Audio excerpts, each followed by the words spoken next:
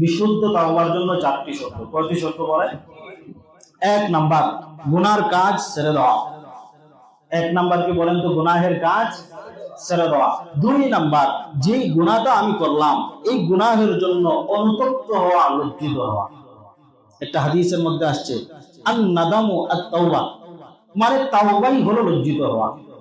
নিজের গুনাহের জন্য লজ্জিত হওয়া, এটার নামই হলো তাওবা।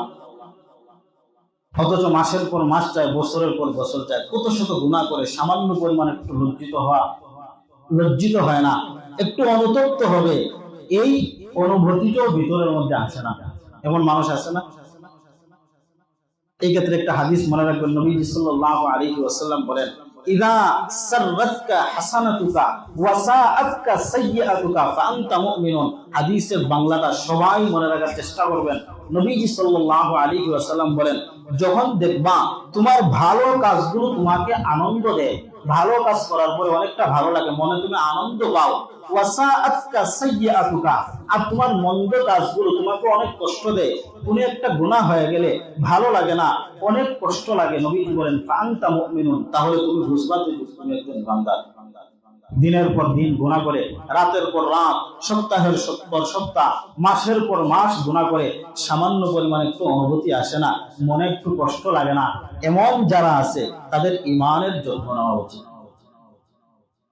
তাহলে 1 নাম্বার গুনাহ ছেড়ে দেওয়া। 2 নাম্বার, যে গুনাহটা আমি করলাম এই গুনাহের জন্য আল্লাহর কাছে লজ্জিত হওয়া, অনুতপ্ত হওয়া। 3 নাম্বার, ভবিষ্যতে আর কোনোদিন এই গুনাহ করব না, এই মর্মে দৃঢ় প্রতিজ্ঞা করা। 4 নাম্বার আরেকটা শর্ত আছে, আপনি যে গুনাহের কাজটা করছেন এই গুনাহটা যদি কোনো মানুষের হকের সাথে সম্পৃক্ত হয়, যেমন ধরেন আপনি কোনো মানুষের অধিকার নষ্ট করছেন, কোনো মানুষকে কষ্ট দিয়েছেন, তার সম্পদ আপনি জোর করে নিয়ে আসছেন, তাহলে তার কাছ থেকে মাফ চেয়ে নেওয়া, তার হকটা পরিশোধ করা, অথবা তার কাছ থেকে যেভাবেই হোক মাফ চেয়ে নেওয়া। এই 4টা শর্ত সহকারে যদি আমরা তওবা করতে পারি, কোরআন হাদিস থেকে বোঝা যায় বান্দার তাওবা করার সাথে সাথে আল্লাহ রাব্বুল আলামিন তার গুনাহ যদি পাহাড় সমপরিমাণ হয়, তার গুনাহ যদি ওই আকাশ পর্যন্ত পৌঁছায় যায়, তারপর ওই বিশুদ্ধ তাওবার কারণে তাওবা করতে দেরি হবে, তার গুনাহ মাফ করতে 1 সেকেন্ডও দেরি হবে না। তাহলে গুনাহ মাফের 1 নাম্বার উপায় হলো, গুনাহ হয়ে গেলে সাথে সাথে কি